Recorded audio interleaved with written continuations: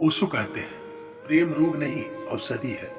काम के क्षणों में कुछ अनुभव, उस अनुभव के लिए आदमी सब कुछ खोने को तैयार हो जाता है। अगर वो अनुभव किसी और मार्ग से उपलब्ध हो सके तो मनुष्य सेक्स के माध्यम से शक्ति को खोने को कभी भी तैयार नहीं हो सकता है। प्रेमी व्यक्ति हमेशा तुम्हें पागल दिखाई देगा, क्योंकि तुम मन से देखते हो और वह हृदय से देखता है। पहला प्रेम काम वासना है, दूसरा प्रेम मैत्री, तीसरा प्रेम करुणा।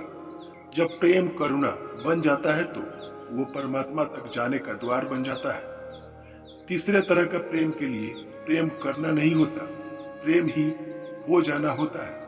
प्रेम पूर्वक हो जाना होता है प्रेममय हो जाना। हजारों जन्म तक नदी में आप परमात्मा में प्रवेश करते रहोगे, लेकिन इससे आपको परमात्मा का कोई पता नहीं चलेगा।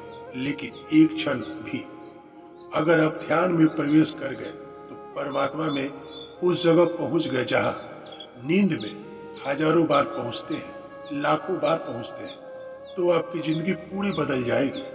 और मजे की बात यह है कि जो व्यक्ति एक बार ध्यान में प्रवेश कर जाता है, उस शून्य में जहां नींद ले जाती है, उसके बाद वह नींद में भी कभी भी होश नहीं रहता। हम अपने ही भाव में अपने ही हाथों से कैद हो जाते हैं, अन्यथा वो जो हमारे भीतर है सदा सदैव ही स्वतंत्र है।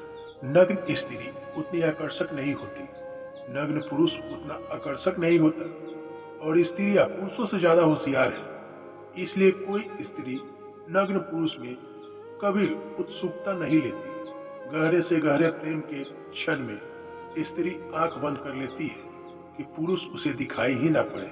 मनुष्य के भीतर बिजली से भी बड़ी ताकत है सेक्स की। मनुष्य के भीतर अणु की शक्तियों से भी बड़ी शक्ति है सेक्स। एक छोटा सा अणु एक मनुष्य की काम ऊर्जा का, एक गांधी, एक महावीर और एक बुद्ध को छिपाए हुए है।